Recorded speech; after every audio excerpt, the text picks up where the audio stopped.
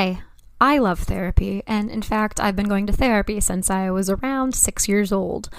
Though I talk about therapy a lot and may interview some therapists on the show on occasion, nothing that is said in this podcast should be considered a replacement for therapy.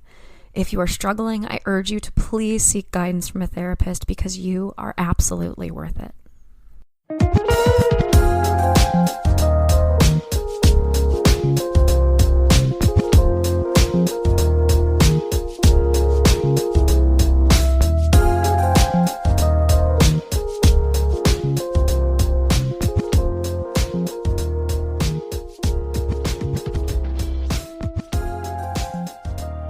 Hello, everyone. You are listening to Wine, Dine, and 69, a podcast about dating, relationships, sex, and self-love. I am your host, Rachel Dalton. I hope everybody's doing well. I hope everybody's enjoying the beautiful weather. I'm going to let you know right now I'm kind of in a little bit of a weird place. A good place, but kind of hyper ADHD, but also like really rearing to get things done. It's good. This is actually a really good place to record a podcast intro. So buckle up, Buttercup. First things first, happy birthday to my friend Fraser Rachel. And I'm not going to explain that. We're just going to move on right along from that. It's interesting what a weird place I've been in recently, and I think that maybe the amount of processing that I've done over the last week has kind of led to this burst of energy coming with the weekend. But I think about where I was 3 years ago.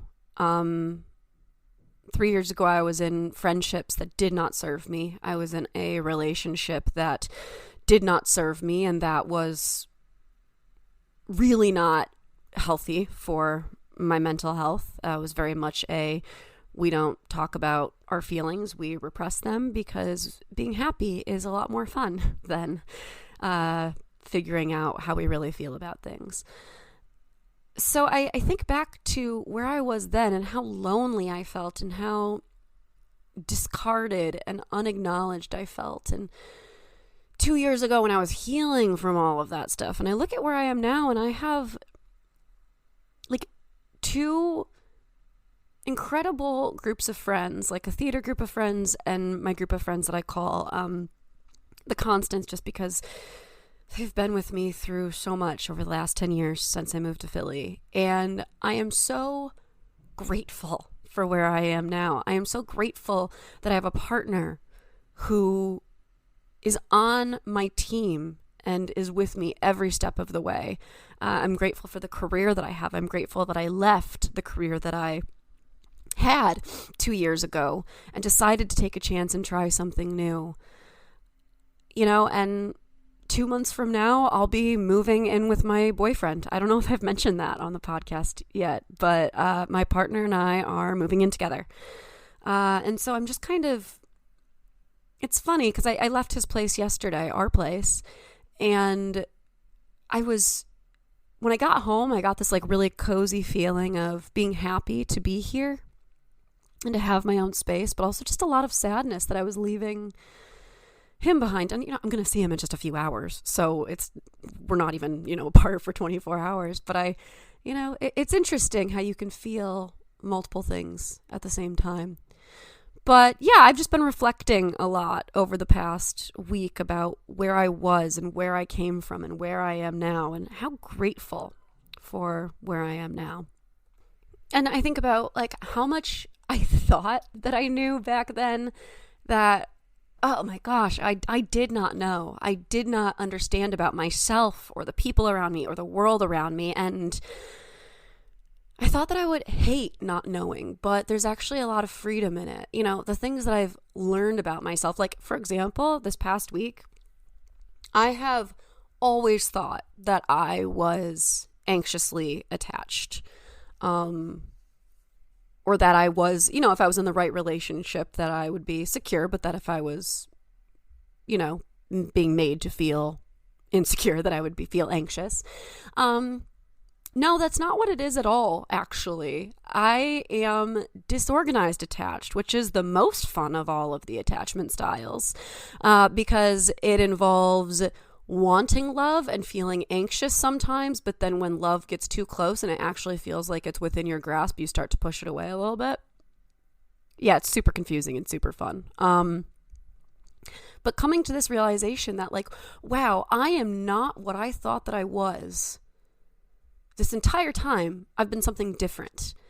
And just that understanding that I'm starting to have of myself. Like, another way, I was just watching this Taylor Tomlinson stand-up bit where she's talking about love languages. And she basically says, your love language is whatever your partner isn't doing at that moment.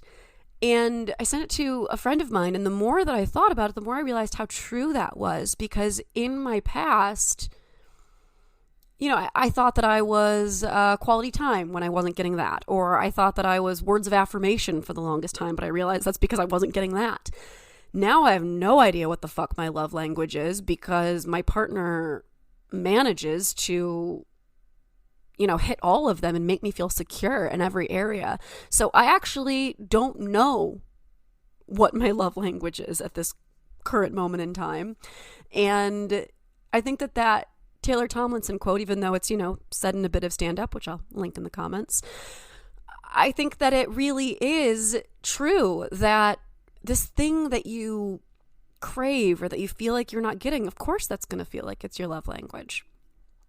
So I don't know, just food for thought there. Just, again, things that I thought that I knew about myself, but that have completely shifted over the last few years. And I was talking about all this stuff with my therapist. I posted a TikTok about this. I generally think that I am a great therapy subject, patient, whatever. I love making my therapist laugh, and I generally am like, I've been in therapy since I was 6, and I am self-aware. I know how to take accountability. I know how to empathize with other people. I know how to communicate my feelings. I know how to be in touch with my feelings. I feel very good about being like a model therapy patient, because that's what I strive for some reason. And so I often think that I must be a nice little break from my therapist's day where, she might be dealing with a lot of people crying, or she might be dealing with a lot of people who don't know how to express their emotions. And I'm like, wow, like she must really love sitting down with me where I can, I'm funny and I can use my dark humor in the mental health space, which some people might say is avoidant, but I think that it's comedy. And I'm just like, it just must be like a nice little break for her. But then, after my appointment on Tuesday, I exhausted myself, absolutely exhausted myself. And the thought finally occurred to me after how many years of therapy that, oh my gosh, maybe my therapist actually is sitting there doing deep breathing exercises at 1:57 every Tuesday because she is dreading signing on, because it's exhausting for me to be in this anxiety, PTSD, arguably too self-aware, overthinking brain. And so I can't imagine what it's like for her to just like enter my head for an hour. And it occurred to me that maybe she doesn't love our therapy sessions, and that she's just like, all right, time to buckle the fuck up for this, because this is about to be a fucking roller coaster ride of overthinking and too much self-awareness. And I don't know, she's a pro, and so she laughs at my jokes. She helps me walk through these overthinking steps, and I'd like to think that she's having a good time. But that kind of begs the question, why is my priority in my therapy session striving to be my therapist's favorite patient? And why is my goal to like make sure that she's having a good time in the therapy sessions that I and my insurance, thank God, are paying for? Like, it just goes to show, I don't know if it's people pleasing, I don't know if it's the performer aspect, but I'm just like, wow, like I need to reevaluate this. So yeah, that's a fun little peek into how my brain works. Okay, next thing's next. Okay, I wanted to touch on this. Has anybody else been watching the Tisa Risa TikTok videos, the Who the Fuck Did I Marry? Because she is such a phenomenal storyteller. Oh my gosh. Like, I'll link it in the comments. I watched all of them on YouTube, but I'll link her TikTok. I mean, like, here was my thought when watching her share these things. I don't know what it says about me that I have heard so many similar stories so that it didn't shock me the way that I think that it has shocked a lot of people. Having somebody lie to you so pathologically, having somebody try to control you or gaslight you in that way, unfortunately, is pretty common. I've lived it, and I know other people close to me who have lived it. So that wasn't shocking to me, but I think that she is such a superb storyteller, and she is so good at also taking accountability and acknowledging, I fucked up here, or, I'm not proud of how I acted in this moment. And I think that really makes her very genuine, and it makes us trust her as audience members. She's a phenomenal storyteller, and it is a roller coaster ride, even if it is something that, isn't as uncommon as we might like to think that it is. It is a phenomenal storytelling ride.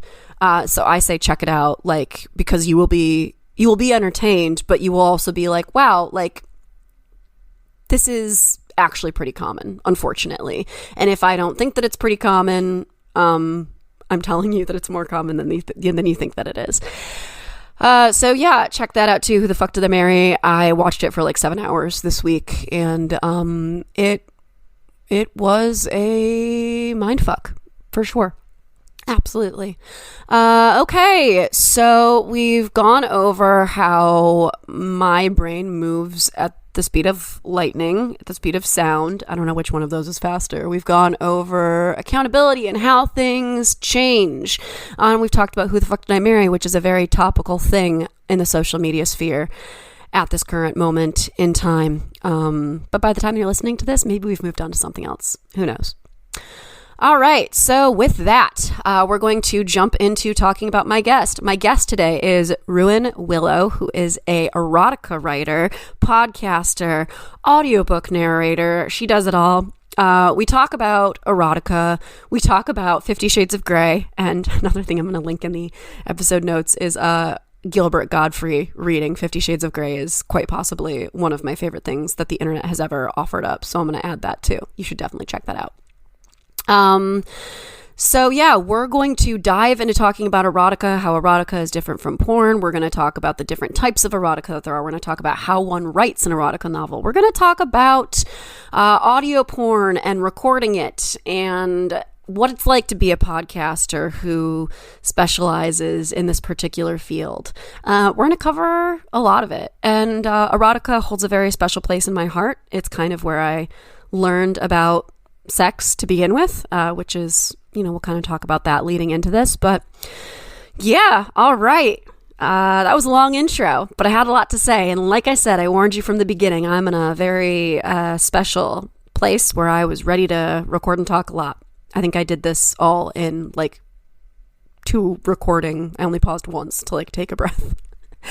Okay, I'm gonna go get a glass of water and try maybe like meditate or like do some yoga or something before I jump back into my to-do list for today. So we're gonna cut to a quick commercial break, and then please enjoy my conversation with erotica writer Ruan Willow. So CBD is great, right? Sex is great, right?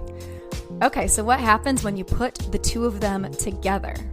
What you get is a honeypot CBD infused personal lubricant. Created by a couple who is wonderfully in love, Dennis and Jesse, honeypot is the perfect lube to level up your sex life. They also have an intimate romantic massage oil to get you revved up and started called Romantic Escapades. You're definitely going to want to try these products. This wonderful couple put a ton of work into them.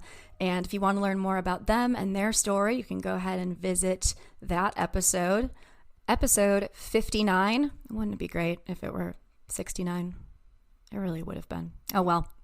Anyway, give Honeypot a try, give Romantic Escapades a try, and let me know what you think. You can go and learn more about them at fantasticescapades.com.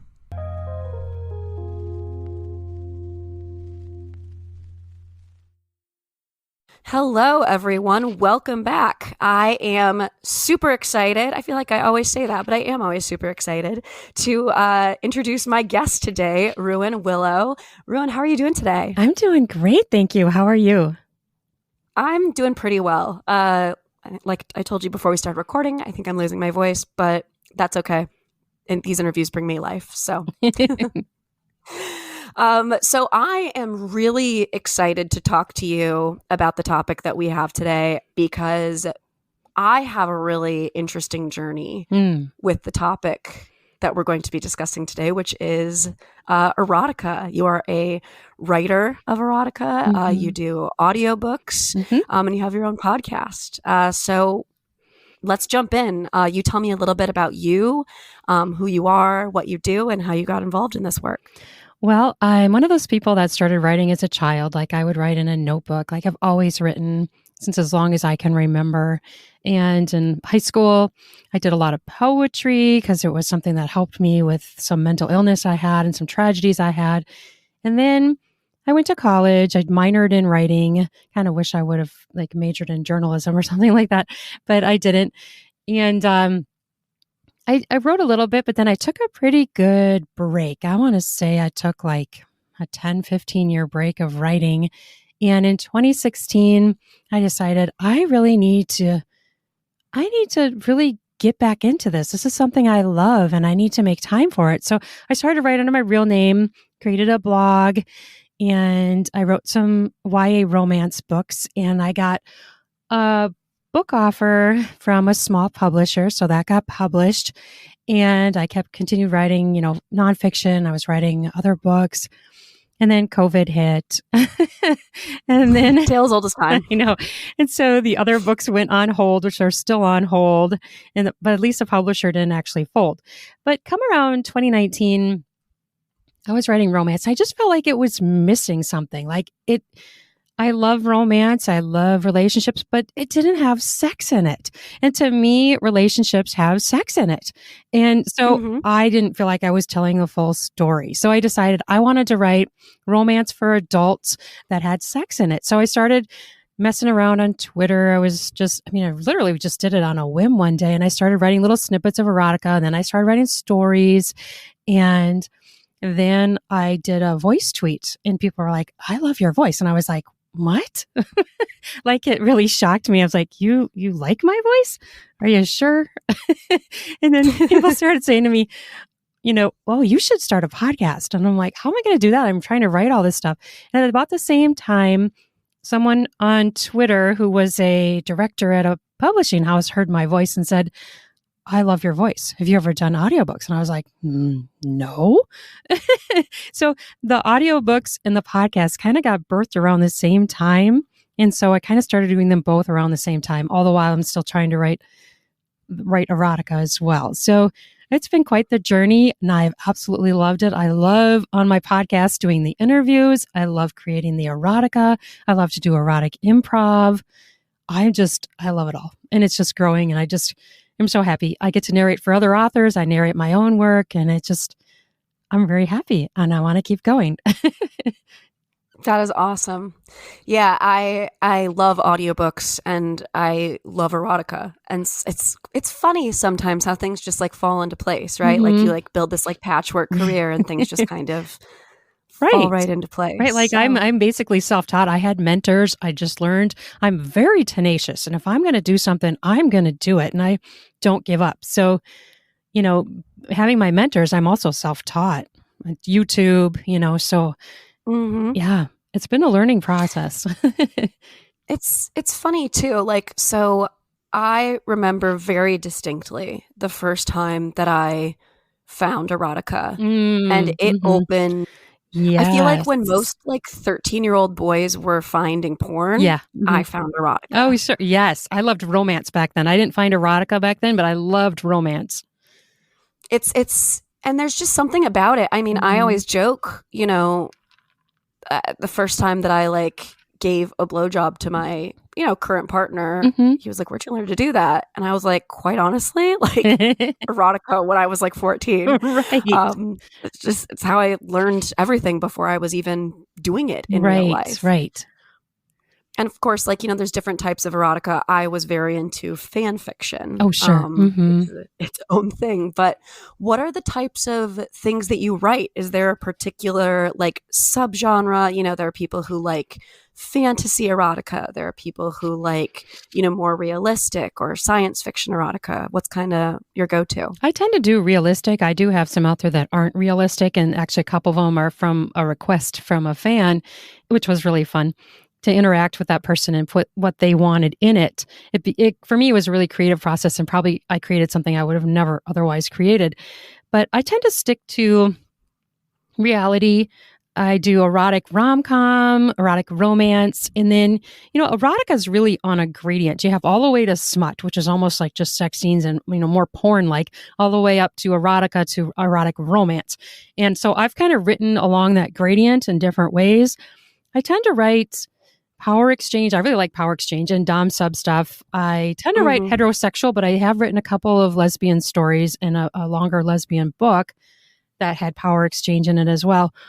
I like threesomes, exhibitionism, and I just started trying out Hot Wife, which I've really enjoying, because I'm narrating a series for Lacey Cross that's a Hot Wife series, and I'm like, I'm going to try my hand at this. I've been having a blast. I'm on my 4th little novella in this series of the Hot Wife, and it's really been fun. I really enjoyed it. So those are the main things I stick to. Not that I always stick to the same thing, but yeah, it's fun.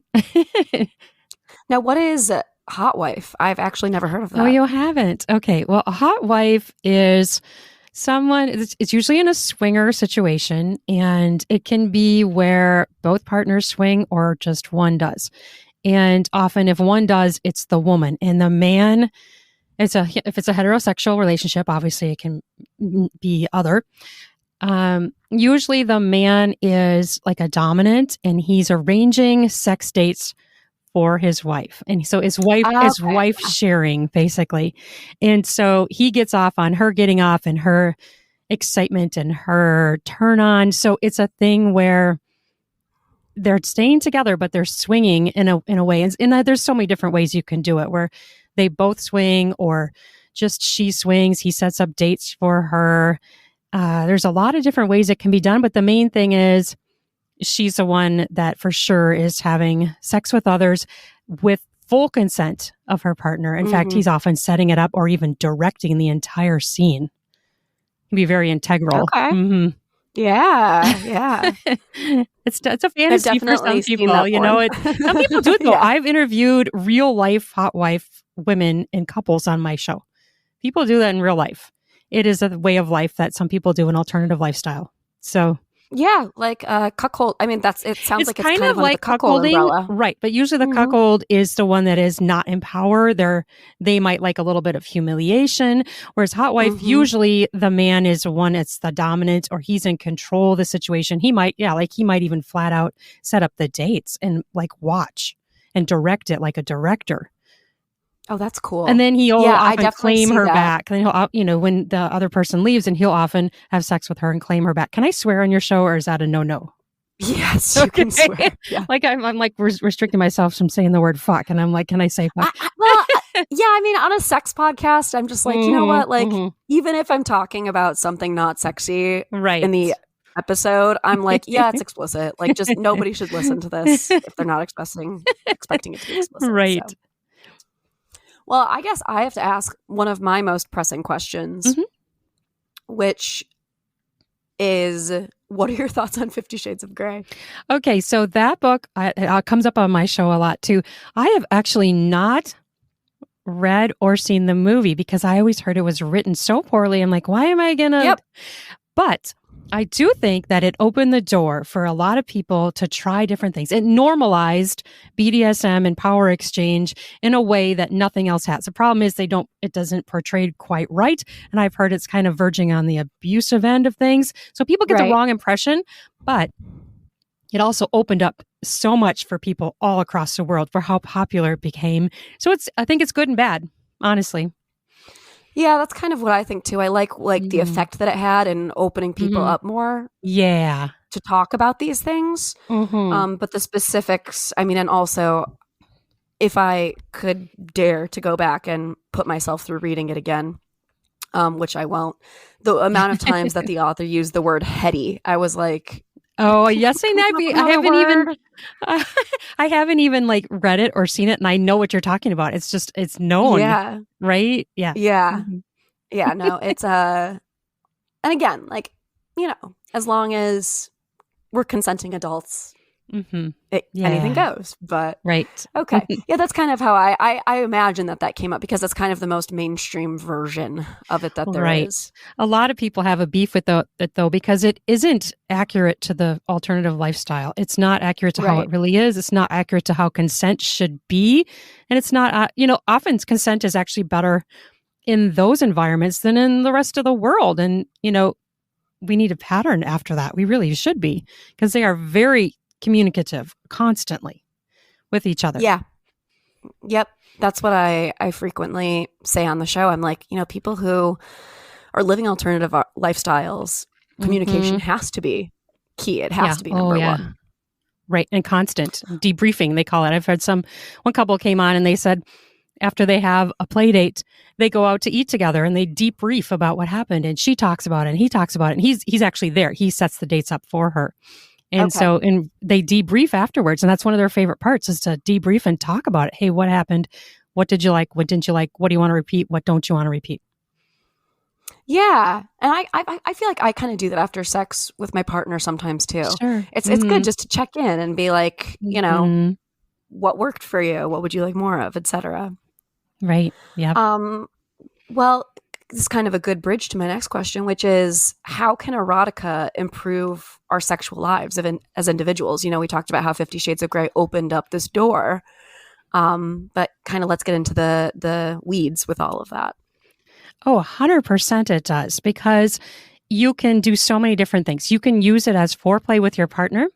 You could each read it or listen to it separately, and then you can talk about it. It's a way to also introduce an idea or a concept to your partner without putting them on the spot and saying, hey, do you want to do this with me? Say, hey, let's read this book together, or let's listen to this book together, and then talk about it and be like, hey, what did you think of that?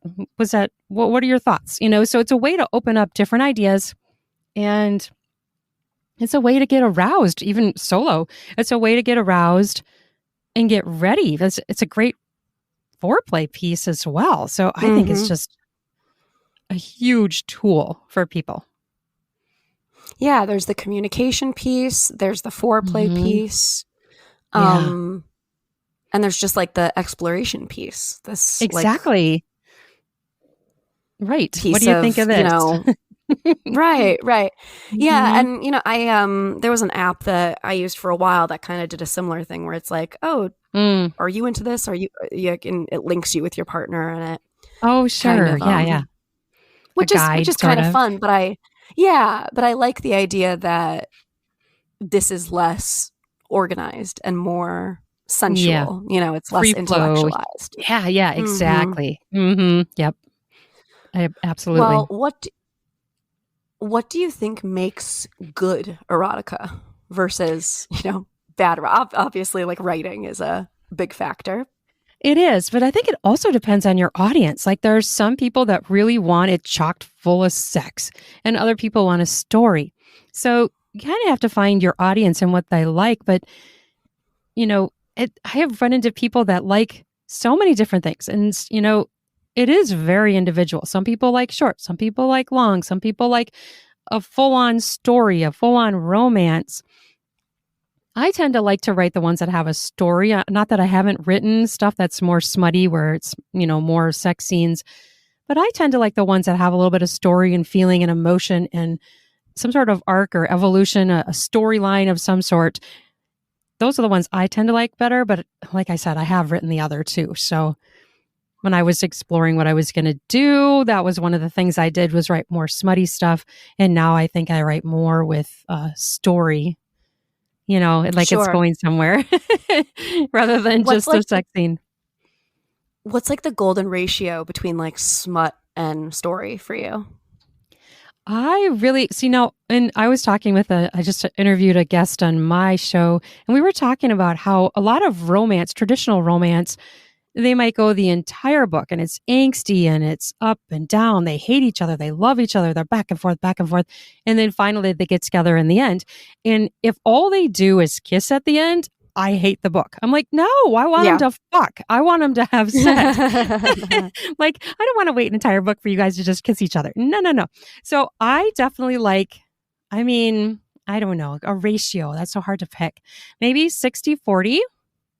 Maybe 60 story, 40 sex. I don't know, because 50-50 seems too high, that seems like too much. And 75-25 seems like it's a little too skimpy too, because I feel I like to push a story through the sex scene, because you can tell so much about a person, about how they have sex. That's their most vulnerable time.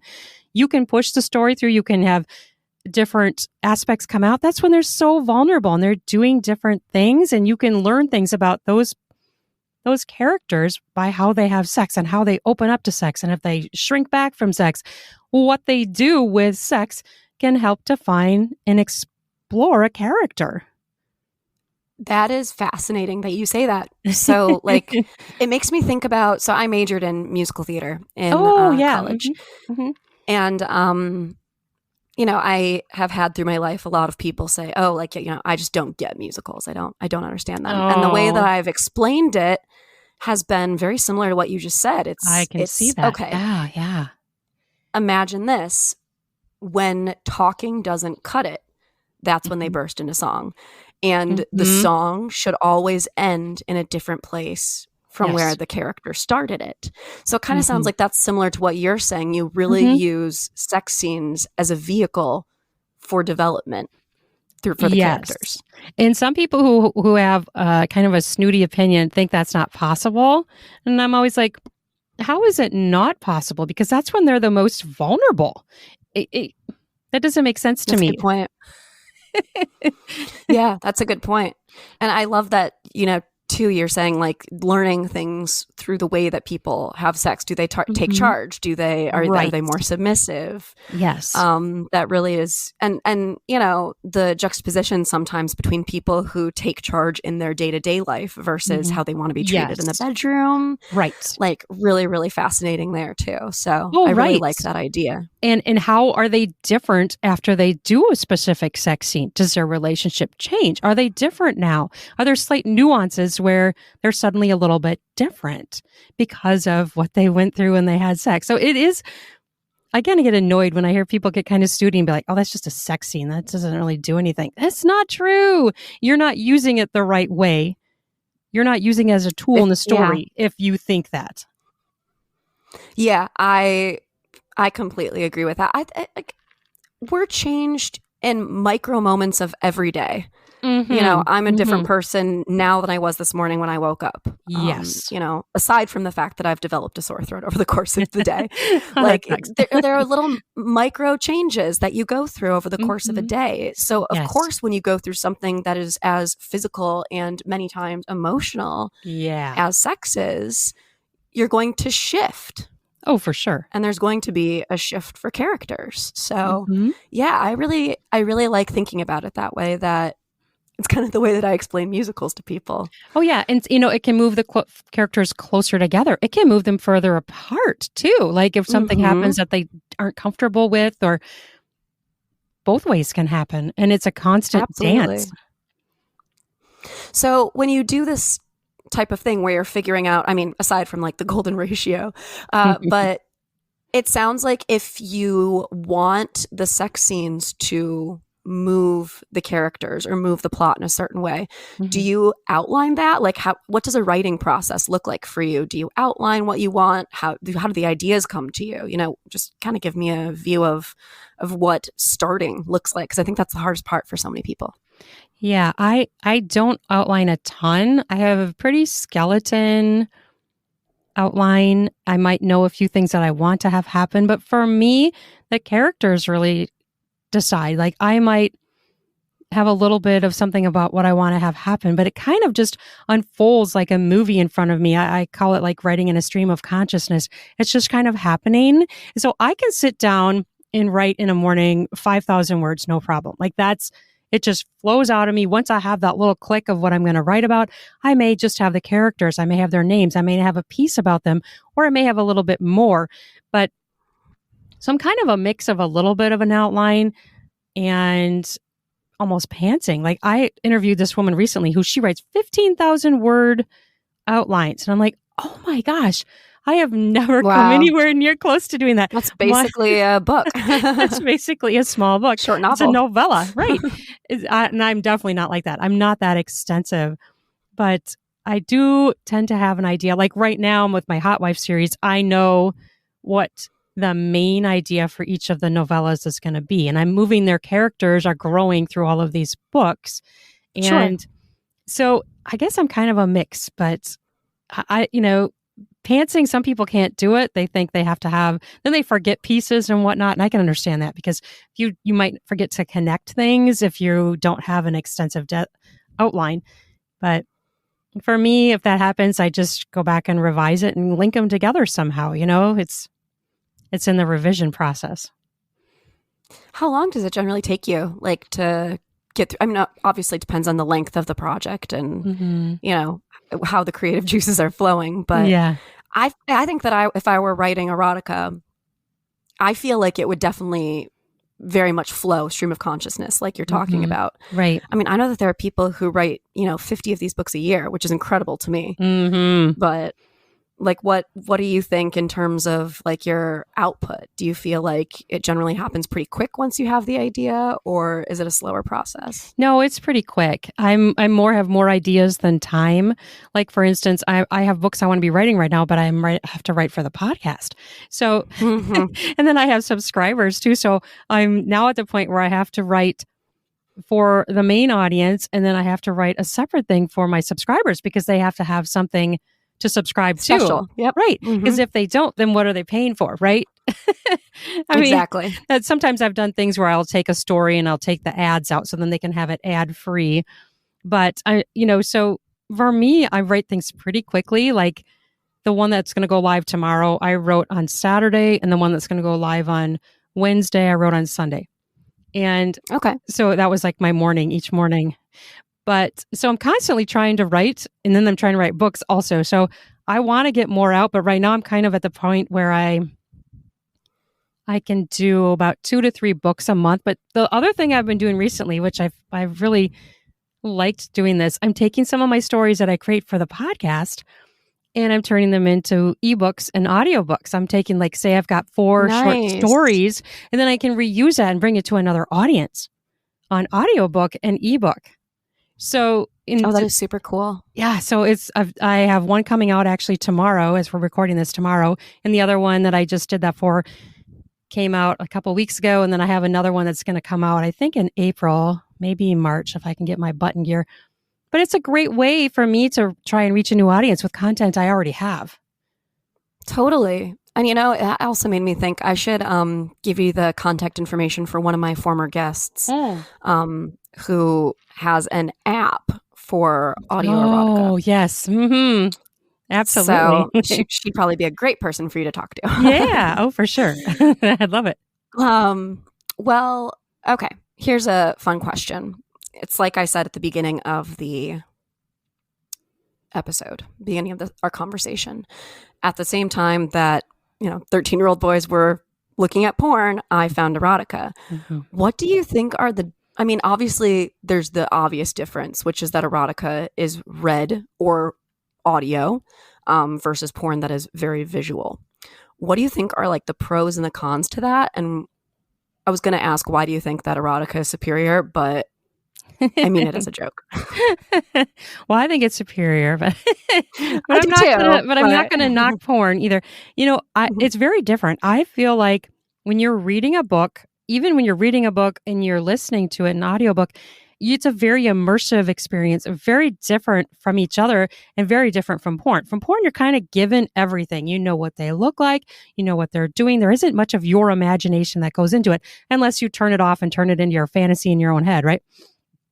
But if you read something, you have to figure out, or listen even, but the most imagination you're using, the most immersive you're getting is when you're reading it, because you have to imagine what they look like. What do they sound like?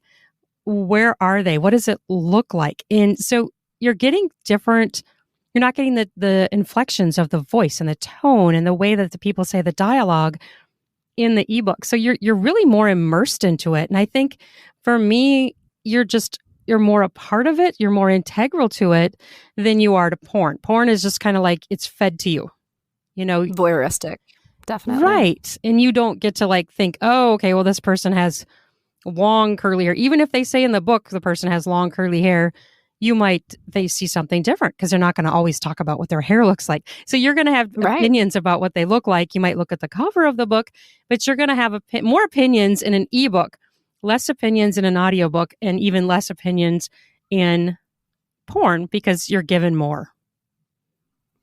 Definitely.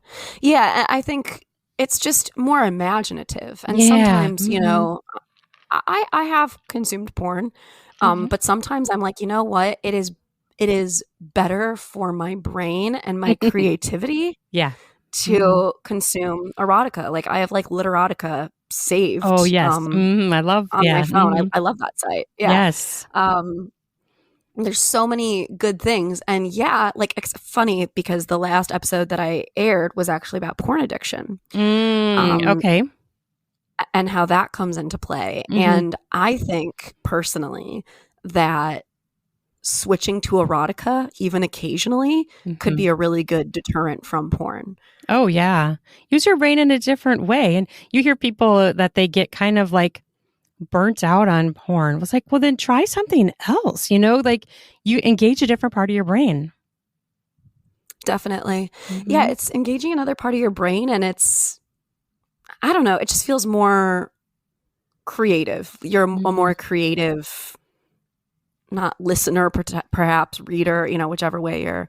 But I do love that audio porn is becoming more of a thing. I feel like with the rise, do you think that happened like with the rise of podcasts? How long has that been around? I'm not sure how long it's been around, but yeah, you're right. It is getting bigger and bigger. I don't know. I don't know what's instigating it, but it might be, more people are maybe, I hope, opening up their sexuality to try different things. So maybe that's why it's growing. That would be my hope. I don't know if that's true, but I hope that's what's happening and why it's happening. Maybe the more there's out there, the more people get into it and the more they try it. So then the more they like it. Yeah.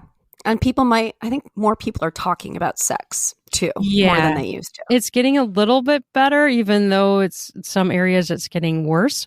So yeah, I think sex positive is maybe a little bit better, but there are other areas that are trying to shut that down, obviously, in our culture. Sure. Yes. That was yes, there are. Yes, there are. Well, how have you changed as a result of embracing this work? You've been doing it for a few years now, and seems like you're getting into a grind of, all the different hats that you wear. How have you changed? Oh, I've definitely changed. I'm much more open. I was already open to begin with, but now I'm like really open. And all the people I've interviewed as well, I wasn't judgmental to start out with, but now I'm really not judgmental, which I love. I love that I'm more open to trying different things and just so much less judgmental of other people. Like the whole thing, don't yuck someone else's yum. If they're turned on by it, why do you have to make them feel shame about it? Just let them like it. It doesn't hurt you. You don't have to participate. Yep. Yep. You let them have their kinks and you can have yours. Don't shame them. It should be the way it is for everything. If it's not bothering you, then why do you care? Exactly. Really. I totally agree.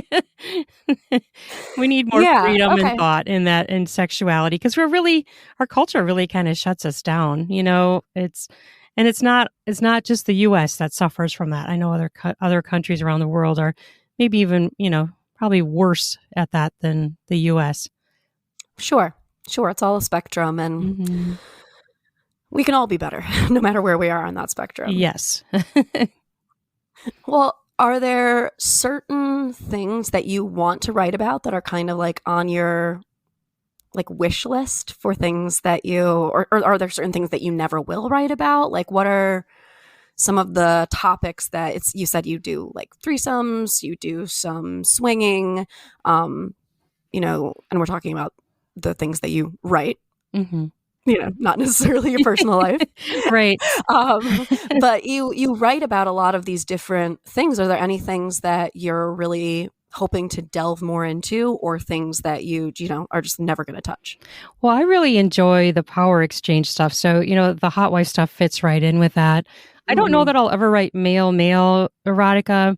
I've had some people say, why don't you try that? And I'm like, I don't know that I will. I know the weird thing is, there are more women that write male erotica than men. Isn't that crazy? That's actually true. That doesn't surprise me, actually. So I don't know that I'll ever do that, but I think that's interesting. I have several series that I've started that I am kind of put on the back burner. And I'll get bitten by an idea, like this hot wife idea. And then I'll just start a new series. So I'm like trying to get myself to more focus on getting this series done before I move on to the next idea, because I have several novellas sitting out there that are waiting for the next one that have been sitting there for a while. So the other thing I really like to play with, the one I have, I can't remember what I called it. It's about a pond and they meet on a hot summer day. And so the first thing they do is they hook up and then they're going to start to date. So like the first part of and I want to grow this one because I've only done one novella of it. But I love that idea of where they're just so horny. They're so turned on by each other. They just hook up. And then they realize they're talking to each other and like, oh, wait a minute. I like this person. And then they're going to date. And how weird that is to like almost go backwards. Yeah. Yeah. It's kind of like, have you seen the TV show Naked Attraction? No. Oh yeah. No, it's this great TV show where like, it's again, if you do it backwards, it's on HBO Max, I think, or I guess they're just calling it Max now. Okay, sure. It's you see the person's naked body before, and then you go on a date with them. So like you already know like what you're working with. Right, right. Cool. That's an interesting idea. Yeah, I like that. I like breaking things up into a different way. You have all your usual tropes and the books that have always kind of follow the same pattern. There's a lot of romance that follows the same exact pattern. I tend to like to mix it up and not follow those tropes because I like to do something different. And so, yeah, and I have another one where I don't tend to write very much femdom stuff, but I have one book out there that a lot of men liked because it's a femdom story.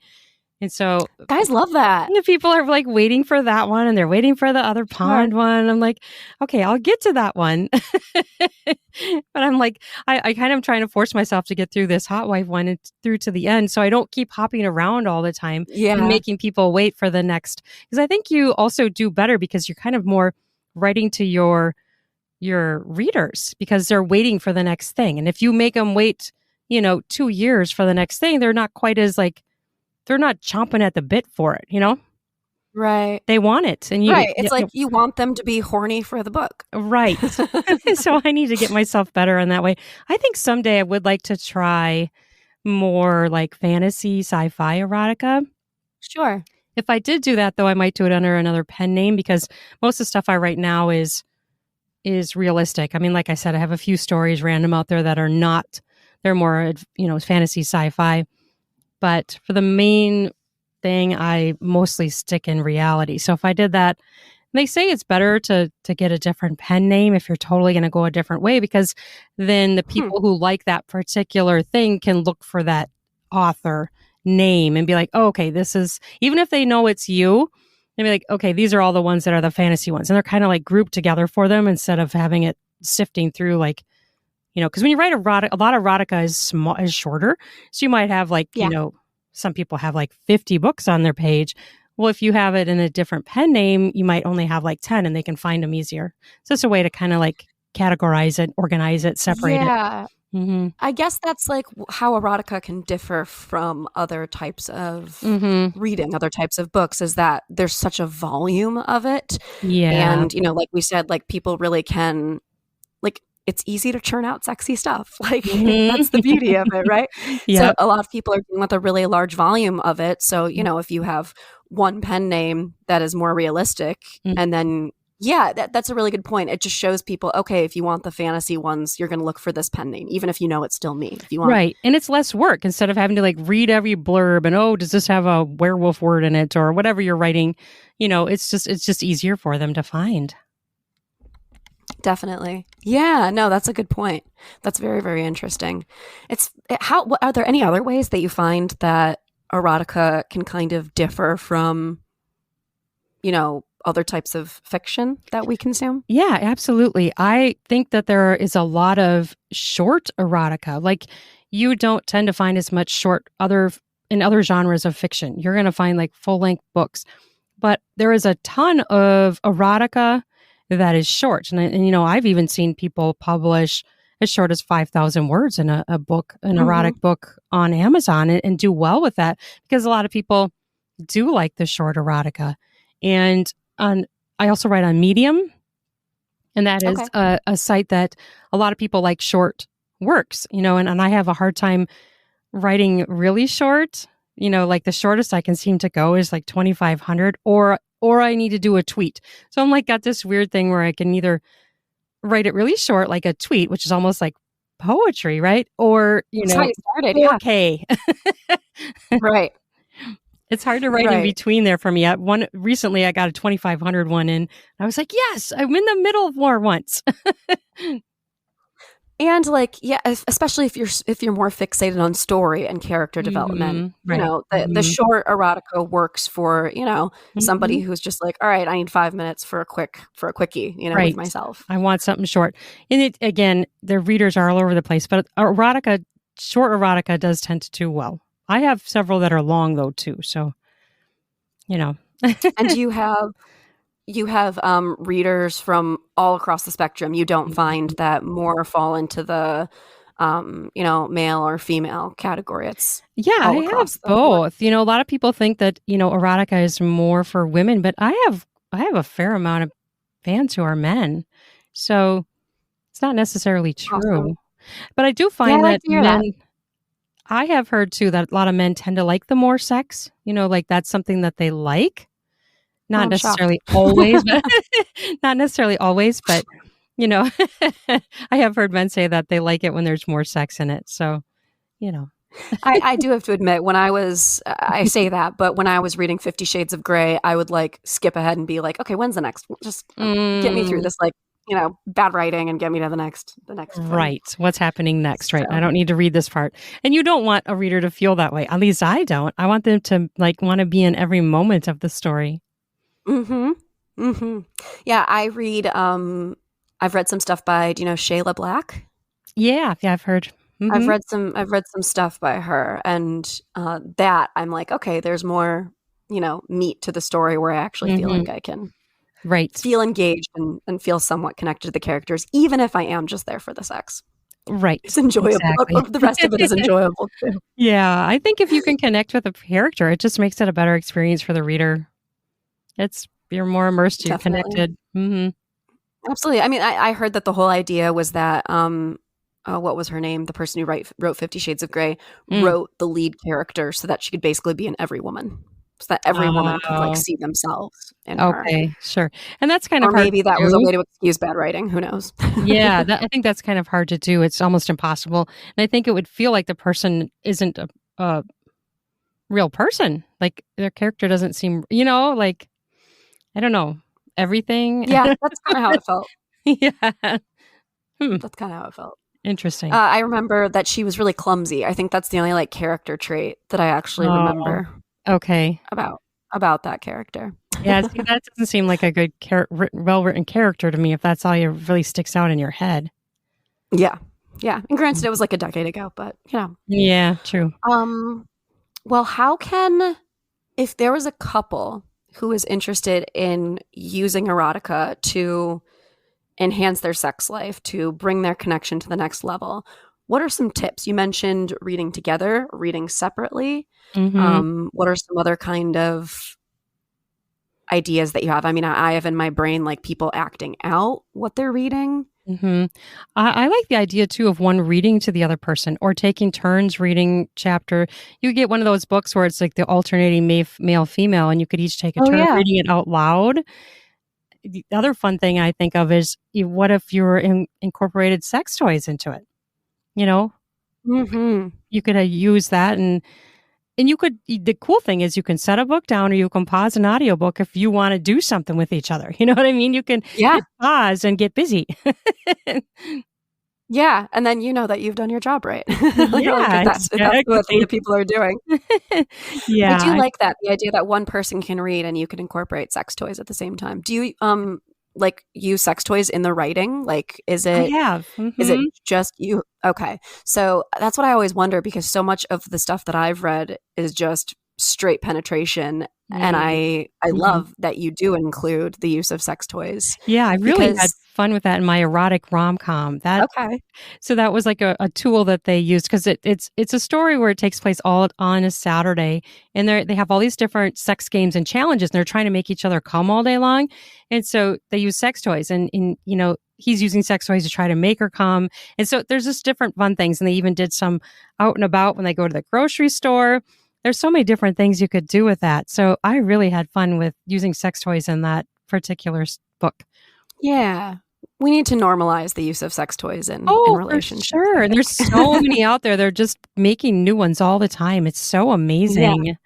Lots of choices. And some people get scared of them, or some people think it's a replacement. It's totally not. It's an enhancement. It's an enhancement.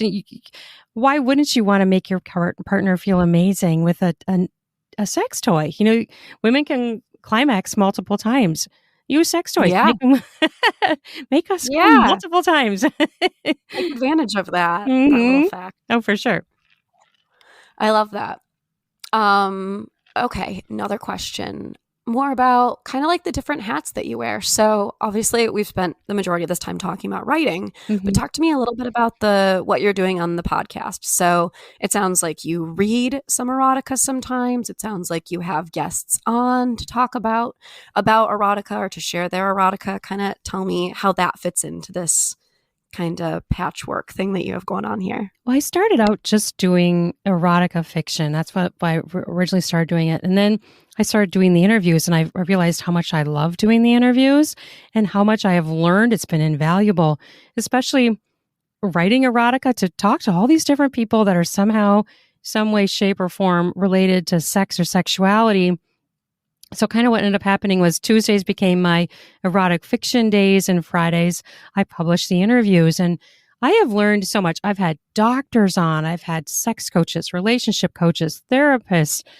I've had OnlyFans models. I've had people who are in the hot wife lifestyle, alternative lifestyle, other podcasters who are in the sexuality space.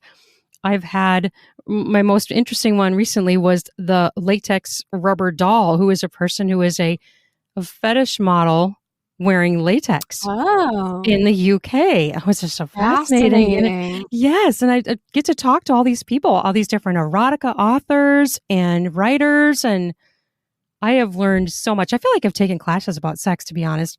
All these different people I've talked to, I would not trade it for anything, because it's also set me up to write to understand so many different types of sexualities. I just had a gay author one go live today. So that was an extra one, because I wanted his to get out, because like me, he's in the Golden Pigtails Awards, which you have to vote by the 27th. And so I wanted to get his out there, so like maybe some more people will vote for him. He's been on my podcast 3 times. And so I'm like, I'm going to get it out for you before the vote ends. So I got an extra one this week. But I just have learned so much, and I've had so many different perspectives brought to me and understanding. I've had professors come on. I've had people who are PhDs. I have had dudes who are like a CEO of a sex pharmaceutical company, not pharmaceutical, but a sex supply company for sex toys. And I might know who you're talking about. I might have had him on too. Yeah. Like I've had so many people on, and it's just amazing. I have an OnlyFans. I have an interview this coming Saturday with someone who is a porn star, and she's also a big person on OnlyFans. So I love that I get to talk to all these people and just get to know them and understand their perspectives and show show it to the world. These people are just people. They're different, but they're still people, and they are amazing people. And you can learn so much. I mean, I've been doing this podcast for 3.5 years now. Yeah. And like the amount of things that I have learned has been incredible, Invaluable, right? That's how I feel too. Absolutely. Yeah. It is so cool. And just like having all these contacts, I have these guests, and then if they happen to be in Philadelphia, we'll grab lunch or something. And it's like, you have this network of sexperts like around the entire world. It's really incredible. Oh, absolutely. It's amazing. So I can definitely relate to you there. Well, do you have a favorite erotica that you've written? Oh, that's so hard to say. I know people. I figured it would be. I ask people that same question on my podcast, but I know it's very hard to pick.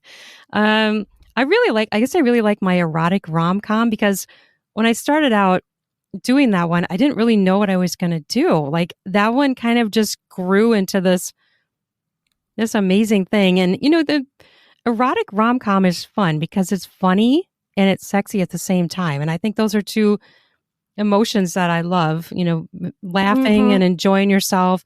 And it's very playful, but yet it's intense at times, and you can go all over the place. So that one is coming out on March 9th. I took all the novellas, all 6 novellas, and I put them into one book called I Dare You.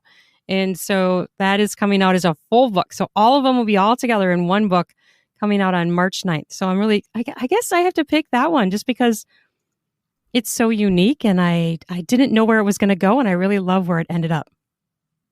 Sure. Yeah, I love that. That makes me go, you know what? I need to publish our interview in March. So I made a note to myself. It's so fun. I love it. And people like that one. Like the first novella, that one has the most reviews on Amazon. The very first book of the novella, The Kitchen Sex Challenge, it has my most reviews, and people like it. So I love that. And it's good to have that feedback too, because you also it's not just writing. You feel like you're having like an impact on people's well-being. Mental health, sexual health is important to mental health, and it gets ignored a lot. Absolutely, it really does. It really does. Kind of speaking of that and getting ignored. Yeah. What about some of the stigmas that might come along with something like this? Have you had to deal with that? Have you had to deal with people, I don't know if the people in your life know that you do writing. I know that some people have a secret, identity for their pen name, and it's just totally a like secret double life. How have you dealt with that, if you've dealt with that, or what are your thoughts on, the stigma around being more open about sex? Yeah, there's definitely people that are opinionated. And I haven't told everyone. I've only told people that I've wanted to tell or felt comfortable telling because of that. I just don't really want to go there. I'm very confident in what I'm doing, and I love what I'm doing. And so if people don't like it, I really don't care. But also, I just, those people are probably closed off sexually. And if they can't embrace the fact that writing about sex, the most natural act in the world, is something negative, I don't know that I want to share what I'm doing with them, because I don't know, they're not going to appreciate it either. So I've told some people, but I don't go around, telling everyone. However, I have thought about the fact that someday I would like to go to, craft shows or book fairs and sign and sell books. So at some point I may completely be open. But the other part that I have an issue with is that because of what you're saying and people have opinions of it, I still have books to try and publish under my real name. And I don't want someone to shut me out because I write erotica.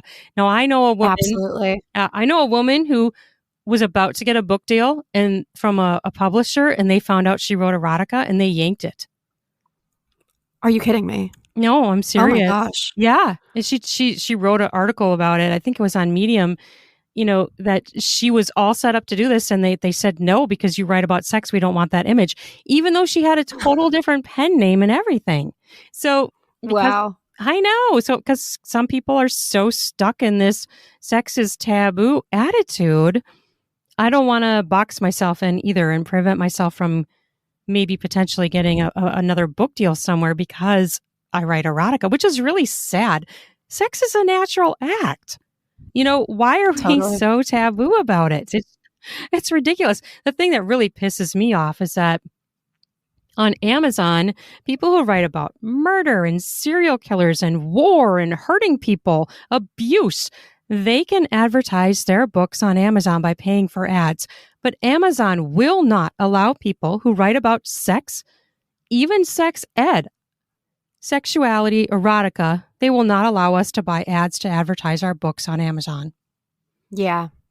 I've run into that too. It's really hard to promote a sex podcast when that's what the subject matter is. I've definitely run into that as well. And they'll publish it. And it's frustrating. It is. Yeah. They'll publish it, but they won't. But I did run into one author who said he's on some sort of a panel on Amazon and they're trying to maybe consider changing that or working towards it. I'll believe it when I see it.